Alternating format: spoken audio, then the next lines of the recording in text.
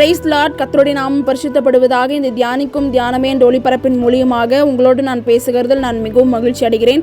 இன்றைக்குண்டான தியானமான வசனம் சங்கீதம் 55வது அதிகாரம் 22வது வசனம்.